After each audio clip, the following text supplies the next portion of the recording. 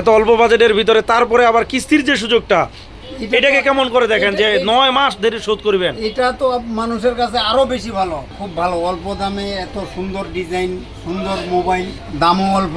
কাকা, হ্যাঁ, এত অল্প দামের ভিতরে এই মোবাইলটা আপনি কেমন চোখে দেখতেছেন? ভালো ভালো চোখে ভালো দেখতেছি আমি।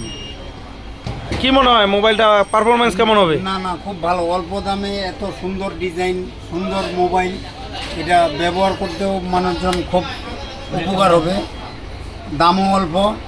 আরেকটা বিষয়, কোম্পানি যে এই যে সুযোগটা দিচ্ছে এত অল্প বাজেটের ভিতরে তারপরে আবার কিস্তির যে সুযোগটা, এটাকে কেমন করে দেখেন যে 9 মাস ধরে শোধ করবেন? এটা তো মানুষের কাছে আরো বেশি ভালো, যে একটা গরিব লোকও নিতে পারবে। অল্প টাকার মধ্যে কিস্তি, মাসে মনে হয় 1000-1200 টাকার মতো কিস্তি হবে, এটা খুবই ভালো। আচ্ছা, ঠিক আছে। তো এই মুহূর্তে আপনারা যে মোবাইলটি দেখতেছেন এটা হলো ইনফিনিক্স স্মার্ট 10। এটা সম্ভবত মার্কেটে 3 দিন বা 4 দিন হয়েছে লঞ্চ হয়েছে, আর আমাদের হাত পর্যন্ত পৌঁছাইতে আজকে হাতে পৌঁছাইলো। তো ইনফিনিক্স স্মার্ট 10-এর বিষয়ে যতই বলবো কম হয়ে যাবে, কারণ এই মোবাইলটা এত অল্প বাজেটের মধ্যে এত কিছু দিছে। প্রথমেই বলে রাখবো এটার আইপি রেটিং 64।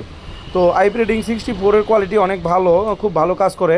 দ্বিতীয়ত বলবো 300% ডিটিএস সাউন্ড সিস্টেম, যেটাতে ডুয়েল স্টুডিও স্পিকার এখানে তারা ব্যবহার করছে। আর আরেকটা বিষয় এখানে না বললে নয়, এই বাজেটে অন্যান্য সেটগুলো সাধারণত নচ ডিসপ্লে ইউজ করে, এটা এরা 5 হোল ডিসপ্লে ইউজ করছে। একদম এই ডিসপ্লেটা দেখতে অনেক ভালো লাগে। 15 ওয়াট ফাস্ট চার্জারের সাথে থাকতেছে 5000 এমপিআরের ব্যাটারি। এছাড়াও সবথেকে অভাবনীয় যে বিষয়টা আমার কাছে ভালো লাগে সেটা হলো এখানে ইউনিসক টাইগারের 7250 একটা প্রসেসর ইউজ করছে, যার জন্য আপনি ফ্রি ফায়ারের মতো গেমগুলো অত্যন্ত সুন্দরভাবে রান করতে পারবেন।